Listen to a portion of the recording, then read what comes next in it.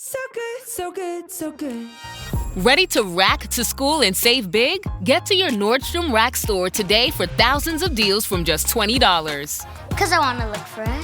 How did I not know Rack has Adidas? I got a new backpack. Score everyone's favorite denim, sneakers, boots, and activewear from Nike, Levi's, Steve Madden, Madewell, and Free People. Great brands, great prices. Everyone's got a reason to rack. Shop Nordstrom Rack and make it the best school year ever. This Friday, Jamie Lee Curtis and Lindsay Lohan are back to switch things up in Disney's Freakier Friday. Totally, yes. It's an absolute riot, and the only movie that can be described as So much weirder than the last time. What last time? it's the frequel You ready? we've been waiting for. That absolutely slays. What deeply out of touch old person came up with that? You did. Wow. Don't miss the comedy event of the summer for all ages. Disney's Freakier Friday, in theaters this Friday. Get tickets now. Rated PG. Parental guidance suggested. This episode is brought to you by the world's first reposado from Tequila Herradura. Made with slow-cooked, hand-harvested agave sealed into oak barrels and aged 11 months. Before being enjoyed in your glass. Experience the world's first reposado. Tequila Herradura. Please drink responsibly. Responsibility.org. Tequila Herradura. 40% alcohol by volume. Imported by Brown-Forman, Louisville, Kentucky. Herradura is a registered trademark. Copyright 2025 Brown-Forman Corporation. Pie in the Sky Media. This series contains adult language and descriptions of graphic violence throughout. Listener discretion is advised. Wait a second. All right, we're live. 3, 2, 1. Welcome back, Criminal Mischief Nation. I guess Carolyn wants to be all Christmassy. I thought it was whether it was work time, but I guess we just gotta pretend that we love the holidays. All right, go ahead. Okay, dragging me down. Go ahead. What's your favorite Just Christmas ask song? Branden. Oh, I just had this simple request was, what's your favorite Christmas song? Go. yeah, And it's this easy. is real. It begins and ends with Santa Claus is Coming to Town by Bruce Springsteen. That's it. And everything else is a distant second. Okay, so how about you, Carolyn? You know what? It's done. I'm done. I'm not even sharing. I Let don't me feel guess. like this. Let me guess. Yes, guess. Something by Bing Crosby. Probably obviously White Christmas. No, maybe you'd fall for like the nostalgia of Jingle Bells or something like that, right? What's your favorite? That's what you're giving me? That's what you think that I'm That's what I'm about? giving you. Oh, I'm sorry. Oh, Tenenbaum, like the Christmas tree song. Is that it? No. I have many. I mean, the Charlie Brown, Vince, I don't know how to, I always mess up his last name, but I love that one. That gets me in the mood. And I love Last Christmas, Wham. I mean, that's classic. Oh, that's pretty good. You know what? Now Classic. you've got me thinking a little bit. I remember as a kid at my grandparents' house down outside in DC. I had one set of grandparents in New Hampshire and one set in DC, and we'd alternate years. And me and my brother, being in the basement of my grandparents' house in DC, where we slept, they had like a finished basement, and they had this old record player, and we'd go through the 45s, and there was this one Christmas song, Snoopy and the Red Baron. Do you know that song? Of course. Yeah, Snoopy and the Red Baron. The whole thing, yeah. Yeah, Snoopy and the Red Baron always puts me right in like 10, 11-year-old like Christmas kind of time, when it was like, that there's no Santa, but you want your gifts, and it's about family and all that. So it was, that's a good song. It's a good song. A rocking around the Christmas tree. Yeah, it's pretty good. That's a good one. It's all right. Okay. Okay, fine. Let's move Any, on. I can tell that any Christmas parties for you this year? We've been having my husband's been gathering with friends. We got together with we went to this, bar that we go to, and we gathered there, and it was really great. It's funny because this friend of my husband's, I've literally known him. I didn't even realize it. Since I was 20 years old.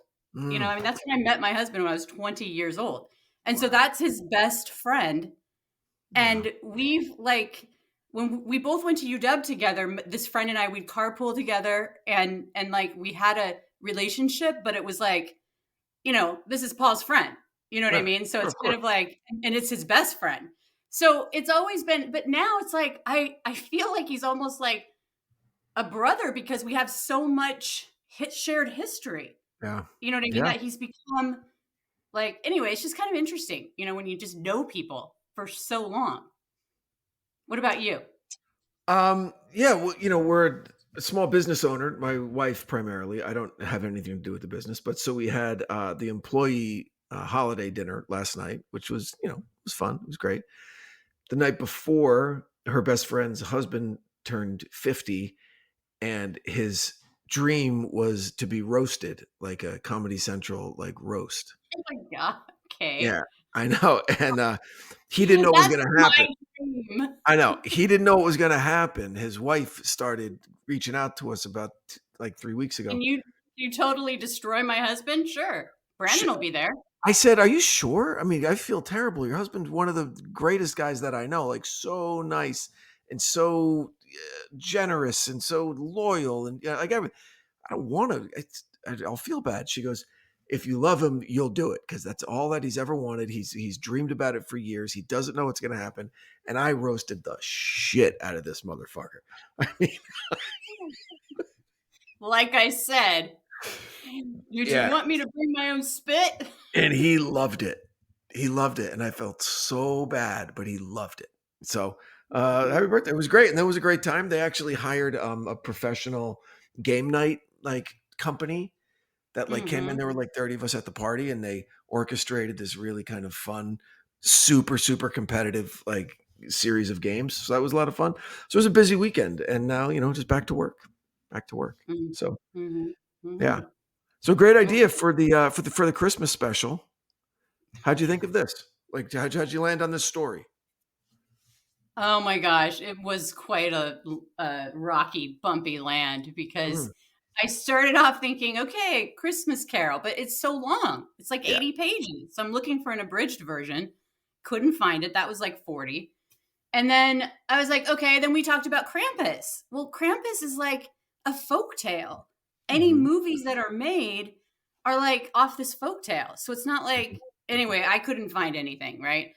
So then I thought, okay, I love the idea of a Victorian Christmas ghost story. I just find that to be like, so I landed on this because I love Sherlock Holmes. And this was written like 4 years before he started that series. Yeah. So, I thought it'd be something fun to do, something different. So what year was it written? Do you know? You know what? I don't know. I know it was 4 years before the series was written. 1800s. Right. Because I was just wondering if he would have been inspired by Shackleton, the Endurance and Ernest Shackleton. You know what I was channeling? Master and Commander. That's what my husband always. Yeah, Did you Master and watch that Commander. movie? Oh my God. This was a whaling. This was a whaling boat. Like there was a lot of Melville in there. Obviously, there's a ton of Shackleton, because that's what Shackleton and his crew eventually did. There was one point in the story that you read where he assured his men, "Don't worry, if the ice closes, we'll walk like to land and then go overland to open sea." And that's what Shackleton did. Like actually fucking did it. Yeah. So did you see that mummy of him? Did you ever see that mummy of Shackleton? No, they mummified him? Holy shit. I think that's who it was. My daughter was like into mummies, like probably, years ago. And she loved all the books about mummies. And that was like one of the ones that really stood out of this guy. Did you have her talk to somebody, Carolyn? You know what? I love that she's into natural history. Totally kidding. Like, come on, are you kidding me? I love it. My daughter was into dinosaurs forever. That's it. My daughter is like, she's so wicked smart, right? She's wicked smart. I was waiting for it. I've been freaking waiting for it. Wicked smart. Yes, she is very much so, and I loved it that she was into mummies because she was fascinating. When I was a kid, I don't know if you remember when the King Tut exhibit like went around. Of course, and it was like, wow, I was so like into it. I was so into it. I loved it. Did anything freak you out when you learned about Egyptian mummification? I did. My sister, had this, I remember she was like, I think she was in the 4th grade or something, and I'm 3 years younger, and she was talking about canoptic jars, and I just would always remember that when I was a little kid, how Yeah, they would that's take where they the put hook, that's where the organs go, right? right, but they would take the hooks and go through the nose, and just that The whole, brain coming out through the nose like really fucked me up for a long time.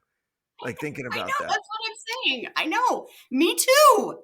That's the Gosh. first thing that comes. Oh, I just remember the canoptic jars. gosh. Yeah. Yeah. Because the afterlife. Okay. Hmm. Hmm. You'll be fine without your brain. Okay. Yeah, that makes sense. So, Hmm. so all right, so let's talk Hmm. about this. So the story is Yeah. obviously written from the point of view of the ship's doctor, Yes. um, Hmm. which I liked, and I like that it's such a classic um, kind of entry point for a horror story, right? It's like a monster in a box, right? You're isolated. There's no Hmm. escape. You're at the mercy of your surroundings. If you try to leave, you die. It's like Cabin in the Woods where the bad guy's outside. You can't leave the cabin, right? This is a whaling ship stuck in ice. Can't go anywhere. Well, and I mean, and it's even one step further, that isolation of the terrifying 900 miles away. Hmm. It kind of Yeah, takes your breath away to think of the expanse of that and how terrifying that is. yeah. Like how small human beings truly are, and they're here by themselves. And yeah, I mean, I feel like it's a really perfect place to have a scary ghost story for sure. Yeah, it's weird. It's like again, reading Melville, that's something that really kind of catches you, is where how far they journeyed in their hunt for these massive whales. So I mean, Yeah. from Nantucket to the opposite side of the world, and and and it's not like when you're like, all right, we're heading home. You're still months away, Hmm. maybe if you even make it. So it's right. So it's the isolation, and with this, it's even weirder because it's not like you're surrounded by open sea. You're surrounded by ice, which is just as dangerous. It's still not like you can just hop off the boat and go take a stroll because there's polar bears and shit out there, and just the elements that will kill you relatively quickly. Um, Hmm. so great place to stage really what eventually becomes a psychological thriller. Yeah. Okay, where What I love too is the relationships that form among men, and I mean this is with women too, but it just happens to be that the ship was yeah, full of men, and the you know you can have these romances, platonic romances, and mhm, and they almost became like partners, like in Master yeah, and Commander, like that relationship yeah, was so powerful. Like yeah. you love that. And they would play music together, and they would eat together every night, and they would, in this camaraderie. Companionship. It's absolutely companionship. Yeah, And yeah. so I feel like the drama between these relationships was a part of it too that I enjoyed, But I because also got the feeling that the doctor was always a little bit of it was an interrogation, like the whole time. I don't think any of it was ever like, "Yo, we're homeboys and we're gonna get through this together." It was always Mhm. like, can we trust him to lead us? Like always looking for a little bit of psychosis or a little bit of paranoid schizophrenia or some kind of emotional or mental break, right? Where he would be able, because then it would be up to him to diagnose that Mhm. and to maybe gather the troops to help like restrain this guy and relieve him of his command or something like that, right? So that's what I always I felt this backdrop to the doctor's intentions weren't always just I'm here for you, let's hang out. It was a little bit of an investigative bent to his conversations. Yeah, I mean, I think that he was a professional, and you have to, he took his job very seriously. But I do think that he very much was enamored with the captain, and he wanted the captain to be his captain. He didn't like it that he was kind of like, but he was loyal to him. He Yeah. basically proved that to the very end. And I think that the doctor had a journey, just as much as the captain had a journey, but in a totally different way. It's like his like acting like the crew were just these suspicious, like kind of putting himself above them. And then at the end, he comes full circle to be like, I would never judge anybody based on a man's own experience, so he had grown. So I But feel like I think you're right, though. I think he did have a little bit of a superiority complex in that absolutely that he was kind of used his skepticism as a shield for that, right? Like these idiots, right? They believe in ghosts and apparitions and all this kind of shit, right? At least the captain doesn't. So we're cool. So yeah, so that was interesting. I also got I love just kind of surrendering to the language of the time, right? Like yeah, me I too. I really love that. And then I don't know where you found those actors who really just were able Stop. to I knew you were gonna. I had to commit to it. I'm telling you. I mean, where do you find like a Highland Scot and a drunken Irishman in Seattle? Like, I don't know where you find these people, but they so deftly navigated the really specific language of a bygone nautical era. If you knew how much I struggled with that, you would not do that. And then I just surrendered to it, Branden. Like you audition? Do you audition these actors, or like where do you find them? Okay. On the street? In a homeless camp? Like, where do you find these people? In the jungle? Okay, Is that where you? I'm totally just sitting here taking it in. Okay, I'm taking it in. Okay, you win. I'm telling you, you were doing accent. When do you do accent work, for fuck's sake? I don't. You do. You do. No, you I do. don't. You did. The Scottish language, it's actually a different language, because I was like, this is so terrible. I can't even do this. But then I was like, I said, I was pot committed. I couldn't cut it out. No, and then I was like, okay, I'm just going to do an American version of this. And so I was actually looking up the Scottish. Okay, see, this is why I wasn't even going to explain myself. It was great. And then all of the nautical language about different parts of the ship and different decks and all that. I mean, it was very involved. You had there was a lot of moving parts to this episode. I know. Okay? That's why I was saying. That's why I was saying I bit off a little bit more than I could chew. I didn't hear you give up at any time. You were fully committed. There wasn't any time where you went, fuck it, and you let the. You know how you had a friend that signed up for the roast? I am not that friend. Okay. I'm being serious now. You didn't ever. You didn't let up.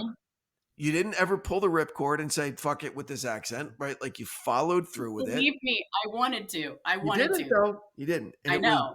It was great. And it was interesting. It offered a lot of possibilities for some post-production stuff in it, too. Like with each new journal entry and stuff, like treating it as a new chapter, in the audio version, like we did here. So I had a lot of fun with it. It also brought back, all right, because I read a lot about Shackleton and his biography. Obviously read Moby Dick several times, and like 15 years ago or so, I guess I read a book called Abandoned Ship, which is an account of the sinking of the USS Indianapolis. The Army, the Navy ship, but it delivered the bomb right to our air base in the Pacific Theater, which then got loaded on the Enola Gay, which then bombed, Hiroshima. It was after it delivered the bomb that it was sunk by a Japanese submarine. 2 torpedoes hit it. It sank in like something ridiculous, like 15 minutes. Okay. And what the author really got into was, I don't know how he got the men to talk about this, but he got some really harrowing accounts of survivors, right, that survived the sharks for those 3 or 4 days that they were in the water. And something, because it was so reminiscent of the captain in the end of this story, where he thinks he sees his beloved, okay, and chases her down. Okay. There's no one on the ship that could have stopped him. Okay. Because in his mind, he sees her, boom, there we go. All right. And who knows? It was hinted at they were on half rations. Maybe he was delusional. Maybe he was who knows, like what led him to this? Sodium chloride, bromide, or whatever that was. All of these fucking weird meds that he was being brandy. Who knows? So in the Indianapolis saga with the sailors that were in the water there, one guy was saying that occasionally one of the men would look over and swear that he sees an island just like less than a quarter mile away. We could all swim to it. And he takes off his life vest so he could swim faster. And he's like, why aren't any of you following me? Let's go. It's right there. How could you not see it? And then just goes below the surface and drowns. But so sure it was that he saw this. And then the craziest fucking one that I remember reading in this book was that one guy, they were like in a group of like, they grouped up into like 6 or 8 guys, like in a circle so they could kick sharks together, right? Like safety in numbers kind of thing. Okay. And one guy at a certain point looked down into the water, okay, and said, holy shit, look at that. It's the soda fountain that I went to when I was growing up. He thought he saw the interior of a restaurant below the surface, and he ripped off his life vest and fucking swam to it, and they never saw him again. This show is sponsored by BetterHelp. Okay, I love gift giving during the holiday season. What fills me up is buying thoughtful experiences or homemade crafts for the kids, educational toys, books. But I'm reminded by my husband that's what I want. That's what makes me feel warm and fuzzy instead of a gluttonous consumer. Which is why I know that as an adult, I need to get over my stuff. Because of course, I want to get the kids what makes their little faces light up with joy and happiness. And I know that also means gift cards, electronics, battling at the mall for a parking spot, standing in line with other stressed out parents. You know, all that merriment and good cheer. Seriously though, I'm no Scrooge. The holidays are such a special time of year to spend with family and friends. But I also know that sometimes for me, it can be a challenging time of the year. Which is why I give a gift to myself that also pays dividends for my family and really is the gift that keeps giving. Talking with someone about my thoughts and feelings this time of year. Because I've learned that therapy is a safe space where I can continue to learn positive coping skills and how to have healthy boundaries, and to learn how to accept myself for all my quirks. So if you're thinking of starting therapy, give BetterHelp a try. It is super easy to get started because it's entirely online, totally designed to be convenient, flexible, and suited to your schedule. In the season of giving, give yourself what you need with BetterHelp. Visit betterhelp.com/mischief, MISCHIEF today to get 10% off your first month. That's BetterHelp, HELP.com/mischief. I don't know about you, but I sort of cringe when people are on some kind of health kick and they just wear it on their sleeve. I'm already motivated to work out and eat healthy, but I'm also a busy mom and I like to do what I like to do when I like to do it. So I'm always a little bit skeptical at the latest trend. But on the flip side, I'm also very curious. And I'm also looking for things to incorporate into my lifestyle that make me feel good, are worth my time, and most important, are sustainable. Which for me could mean on any given day, I may be looking for quick and easy, or if I have more time, arduous and challenging, and everything in between. Which is all to say, when it comes to quick and easy with massive positive health benefits, I am loving Dose for Your Liver. Dose for Your Liver is an organic wellness shot that supports your liver in one delicious drink. Down the hatch and you've done a solid for your liver, which is no small thing. Your liver is literally your body's filter. It flushes out unwanted elements and it breaks down the essential nutrients that you want and shares the good stuff with the rest of your body. Did you know that liver health can actually impact everything from your brain to your skin, gut health, digestion, and everything in between? If you want to give Dose a shot and invest in your health, Dose is offering Criminal Mischief listeners 15% off your first order, plus an additional 15% off if you subscribe for a monthly delivery. That's 30% off your first order. Go to dosedaily.co/mischief, that's MISCHIEF, and use code MISCHIEF. That's dosedaily.co/mischief and use code MISCHIEF. It's Wednesday, Adams. I see you're trying to distract yourself from your own banal thoughts. Let me help. Here's a recording thing made of my latest root canal.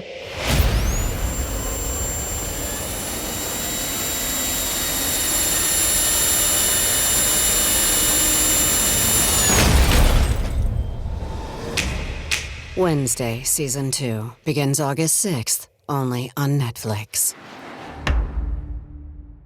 It's summer. Time to enjoy long days, lazy nights, and great food. Because Uber Eats has deals all summer long.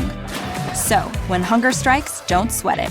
Delicious deals are just a tap away on Uber Eats. Enjoy all your favorite grocery items delivered straight to you. Get ice cream, soda, and snacks from your favorite stores like Wegmans and CVS and make the most of every moment. Now that sounds like a good summer. Order now on Uber Eats. Terms apply. Product availability varies by region. See app for details.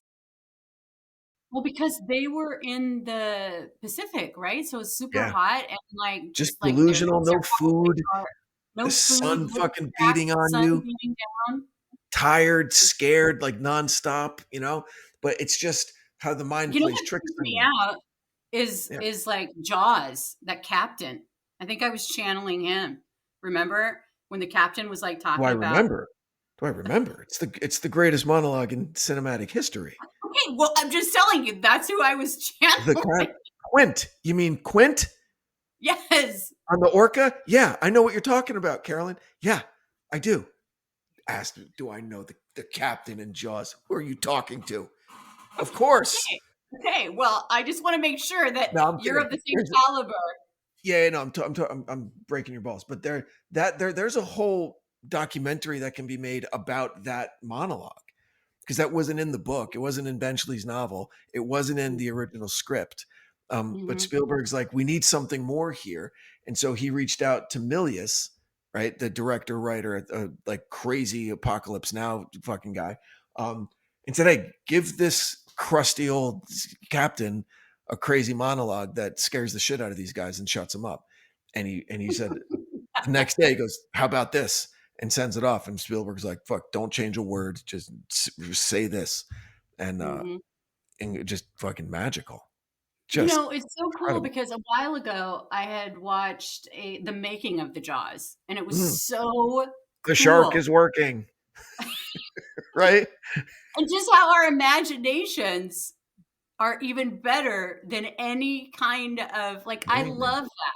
I love that like that's his first major movie, and there's all these problems, and the shark isn't working, and that creative workaround to like figure it out and They not hope like.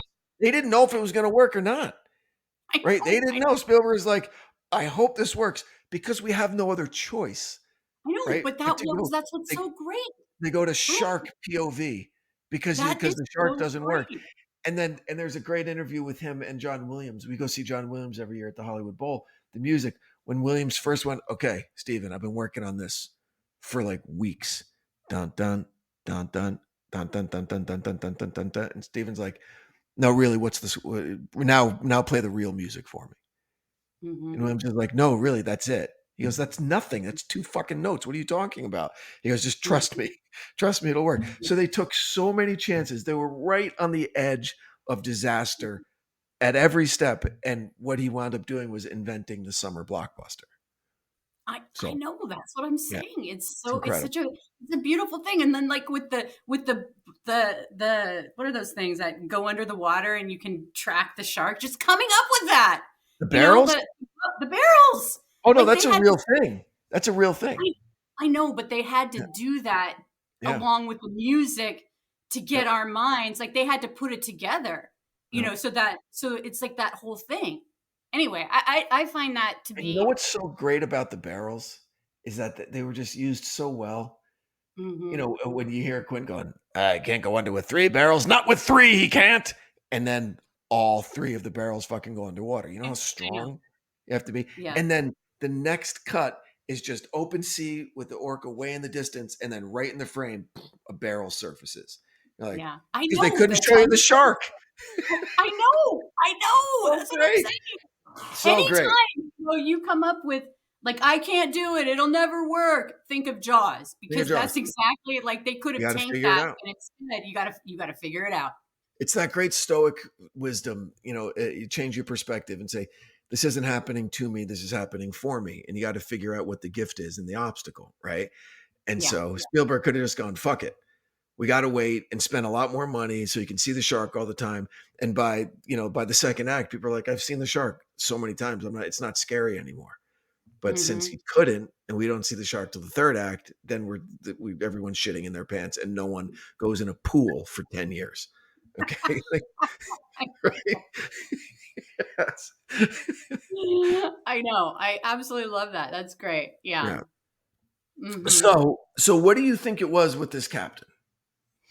You know what? I've thought about it so many times. I'm like, okay, when they said that he came with the neck injury, I was like, oh, is he going to be a vampire? Oh my gosh, that'd be so cool. Okay, and then that kind of went away, and then I was like, that I don't know. Then I kind of thought, did he murder her? Is that why they think he's a criminal? Did he murder his beloved? Is that the problem? Is this what's happening? And so, but then at the end where it says that she died by a horrible tragedy or whatever that last line was when he was out at sea, then that would be like, okay, well, was she upset because he wasn't there to protect her from whatever horrible thing happened? Like, I don't know. What do you think? It's interesting because in the Victorian era with that type of writing and the beautiful kind of prose and all the specificity and all of that, a lot of the time, for me anyway, it distracts me from subtext. Okay, so. And it's such an interesting character that they paint and the captain, and it unfolds over the story where this guy was just constantly looking for fucking adventure, right? He became this captain because it was the single most dangerous thing that he could do. Okay. Until a war breaks out and he's like, I'm going to probably go on the front lines. So did he have a death wish? Maybe. Was he just uber masculine adrenaline junkie, like the type of guy today that would be climbing Everest and would be base jumping and would be like whatever? Like, was he just a thrill seeker? Right. Yeah. Because he is obviously wounded in battle. He takes a bullet to the neck, and that was the only fishing or whaling season that he missed in years. 30 years old, and to be a captain, massive overachiever. Okay. And so there's a version of it to interpret this where even more dangerous for a man than all of those other things is allowing yourself to fall in love with a woman or to fall in love with somebody. Okay. Because that's something you have no control over as well, right? That's something that you're at the mercy of another person's affections and their decisions and their actions. Okay. It was hinted at towards the end. The supernatural was hinted at in the fact that she died while he was at sea. So was there a way that he was able to feel that, right? And did her ghost appear and beckon him, let's go be together? Then it becomes very Edgar Allan Poe-ish. Who knows, right? Yeah, because he was still kind of figuring out who he was as a writer at this time, right? Like, yeah, he was 4 years away from Sherlock Holmes, where he really kind of announced himself to the world. So obviously Poe would seem was an inspiration for the story, but so he couldn't quite get there by really leaning into the supernatural. It was a kind of some beautiful imagery that he came up with what he felt was like a snowdrift was actually the woman, kissing him and taking him with her, so that's interesting. The last kind of image that we have of the captain is a smile frozen on his face and his arms stretched out, like he actually hinting to us that he found her and he was successful in what he was going after. So I like it. I like all of it. And I like adding to the dangerous activities that he partook in. The most dangerous of all was allowing his heart to be given to someone that he fell in love with. Right. I like thinking about that. So I just wouldn't. What was bothering me, or like my curiosity was an overdrive, was like, was all this danger seeking, thrill seeking after she died? Because, I wanted to know if that I think she's too young, right? Well, that's the thing. I don't know. I thought my interpretation, right, was that he was just this swashbuckling, I'm a man and I'll fucking kill you kind of guy. Follow me into battle. I can be a mean bastard 1 minute and then give a rousing speech and at the end say half rations and everyone's like, fuck yeah, right? Like he's a leader. He's brave, Okay, Yeah. he's Yeah. gallant and on the battlefield, and and leading men into the gunfire and all that shit. And then I think that my interpretation is that it's a new relationship, just judging by the picture on the wall for her, that she was very young and gorgeous, and Mhm. and so it could have been an older picture. Maybe they're together for years. Who knows? But the type of devotion, maybe he wouldn't want to be away from her for all this time, and he would stop doing what he's doing. Right, but it sounds like he had some kind of history at some yeah, we'll never know, but like, okay, Mhm. so he's using an assumed name. What's up with that? If he wasn't involved with any of the Mhm. of her death, then why is he using this assumed name? Why is he not friends with anybody or talking to anybody? Like, Right. what is going on with this dude? You know?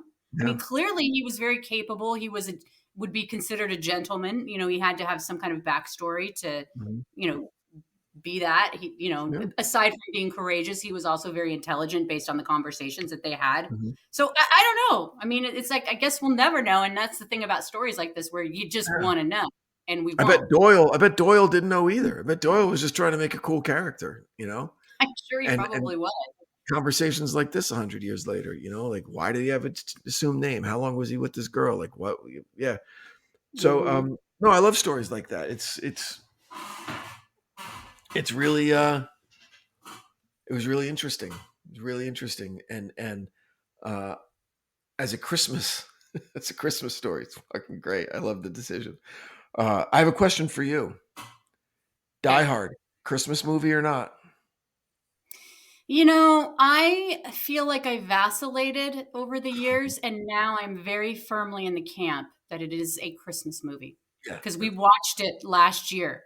yeah, And it I was is. like, "Oh yeah, this is totally a Christmas movie." But when I watched it when it came out, I was like, "This is an awesome action movie." And this, like, I was just looking at it from a completely different, you Sure. know, it was just happened to be Christmas. It's a total action movie, Yeah. you know. But How it's about the definitely first? Go ahead. How about the first Lethal Weapon, Christmas movie or not? that one didn't have as much impact on me, I think, as Die Hard, but I always loved Bruce Willis. I loved Yeah. him when I was a kid with them, and the detective Moon, one, I was a sucker for Moonlighting. that. Moonlighting. Oh yeah. Moonlighting. Oh my gosh. Yeah. Um It's a good show. love Classic. that. It Classic was. show. It was a Yeah. good one. It was a good one. So Lethal Weapon, I don't have an opinion on it. What about you? Oh yeah, I think it's definitely a Christmas movie. Okay, well, what about Die Hard? Yeah, 100%. No question. No No question. question. Okay. Every Okay. so it came out in 88, right? Die Hard, Die 88 or Hard? 89. Yeah. That sounds I about think right. Mhm. 88 or 89. And and so like 4 or 5 years ago, a meme started going around, like a memorial, right? Like never forget Nakatomi Tower, December 89, 30-year anniversary, right? Like that's like it was really, really funny. Um, Mhm. but I think it's definitely a Christmas movie. It was great. I think Lethal Weapon's a Christmas movie because there are a lot of themes of gift, and it's better to give than receive, and forgiveness, and friendship. And so that first Lethal Weapon is a fucking masterpiece of an action movie. It really is. It's up there with Die Mhm. Hard. Yeah. Oh yeah. Yeah. Star making turn from Mel Gibson. I mean, just incredible. Just similar Mhm. to Bruce Willis in Die Hard. What are your? Do you have favorite Christmas movies? Oh yeah, definitely. I mean, we have the kids' favorite Christmas movies, which are, of course, Charlie Brown. I mean, Home Alone is such a classic, I mean, Granted. we actually just, before we were recording, I was watching the Santa Claus with my kids. So yeah, we Oh. love this time of year for Christmas. Have you seen that? Yeah, Tim Allen. No, no, no. This is a new one. It's with JK. He's the guy's in everything, which I love J.K. this actor. Simmons, Yes, the guy is Oscar amazing. winner for Whiplash. Yeah, Oh my gosh, you've seen Whiplash? of course. You kidding me? Okay. All right. Um, It's a huge movie. It was nominated for, it won Best Editing. It won Best Supporting Actor. no, okay, this is a cartoon. Oh no, Whiplash about the drumming school with Miles Teller as the jazz drummer and J.K. Simmons as the monstrous instructor. It's an incredible movie. Okay. I'm thinking of something different. Anyway, I love that actor. I think he's amazing. He's in everything, but he's in that Santa Claus. But yeah, I mean, we'd love, we got a whole thing going here. You got to see Whiplash. Haven't seen that movie? I haven't. Yeah, holy shit, you will love it. It's so intense. It's almost anxiety inducing with the intensity of the scenes in it. It's so good. So good. That's all I can say. It's amazing. Okay, well, I'll have to watch it. I will. Well, this has been fun. Yes, this has been great. So, what's for the? Are we going to take a week off for Christmas? What do you want to do? Okay, people can't see that. Thumbs up. So we're going to be dark. Okay. All right, well, let's wrap this up. We hope you enjoyed the Christmas special. Maybe we'll do something like this for the major holidays, like some crazy Edgar Allan Poe murder story for Valentine's Day coming up in a couple months. I know. Next time you have to do it. I can't wait to hear you do it. And then you could break out your Drunken Irishman for a St. Patrick's Day special. That would be great. You should hear my unicorn song at an Irish bar. Oh, look out, man. Look out. When Carolyn's got karaoke. Can't wait. That's what we should do. So until next time, Criminal Mischief Nation, we hope you all have a safe and healthy holiday season. Hanukkah has wrapped up. Christmas is next up. So hope you have a great Christmas. And you will hear from us soon. Please consider supporting the great companies that support our show, because without them, honestly, we couldn't do it.